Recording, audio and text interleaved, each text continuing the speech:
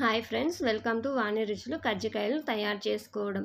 ఇవి మనం ఒక్కొక్క ప్రాంతంలో ఒక్కొక్కలాగా చేస్తారు కాబట్టి ఒకసారి ఈ విధంగా ట్రై చేసి చూడండి. టేస్ట్ అనేది చాలా బాగుంటుంది. అంతేకాకుండా మనకి పైన పిండి అనేది క్రిస్పీనెస్తో లోపల ఎక్స్ట్రా స్వీట్నెస్తో కూడా చాలా బాగుంటుంది. ఇప్పుడు ప్రిపేర్ చేసుకోవడానికి ఒక గిన్నెని తీసుకొని అందులోకి 1 కప్ మైదా, అలాగే హాఫ్ టీ స్పూన్ సాల్ట్, అలాగే 1 టేబుల్ స్పూన్ వేడి చేసినటువంటి నెయ్యిని యాడ్ చేసుకొని మొత్తం పిండి అంతా కలిసేటట్టు కలుపుకోవాలి. ఇలా కలుపుకున్న దాంట్లోకి కొద్దిగా వాటర్ని యాడ్ చేస్తూ మనం చపాతీ పిండిని అయితే ఏ విధంగా కలుపుకుంటామో అంతే సాఫ్ట్గా కలుపుకోవాలి. ఇలా కలుపుకున్న పిండిని మూత పెట్టి ఒక 10 నిమిషాలు పక్కన పెట్టండి.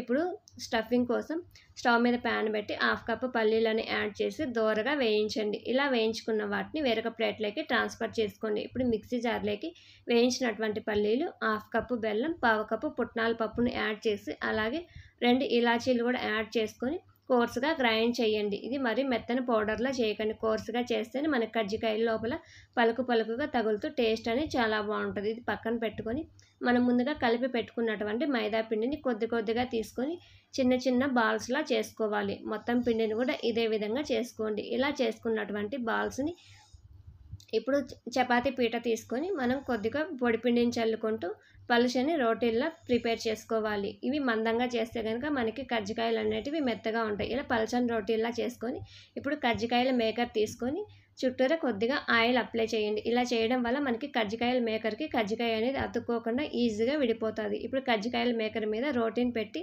అలాగే మనం ప్రిపేర్ చేసి పెట్టుకున్నటువంటి పల్లీలు, పుట్నాల మిశ్రమాన్ని కూడా లోపల పెట్టుకొని ఇలా ప్రెస్ చేయండి. ఇలా ప్రెస్ చేసి మనకు ఎక్స్ట్రా ఉన్న పిండిని చేతితోటి తీసేసేయాలి. ఇది మనము నెక్స్ట్ కజ్జికాయ చేసుకున్నప్పుడు యూజ్ చేసుకోవచ్చు.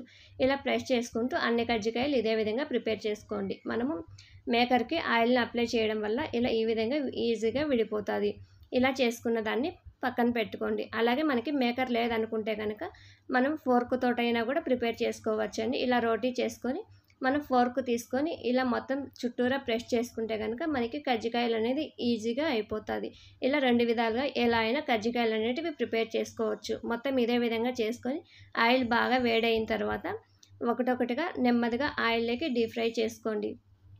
మనకి కజ్జికాయలు అనేటివి ఆరిపోతే ఆయిల్లో విడిపోతాయి. ఆరిపోకముందే మనం ఈ విధంగా 2 వైపులకు కూడా టర్న్ చేసుకుంటూ గోల్డ్ కలర్ వచ్చేంత వరకు ఫ్రై చేయండి. ఈ విధంగా ఫ్రై చేసుకున్న వాటిని వేడివేడిగా సర్వ్ చేసుకోండి. ఈ వీడియో కనుక నచ్చినట్లయితే లైక్ చేయండి, షేర్ చేయండి, సబ్స్క్రైబ్ చేయండి.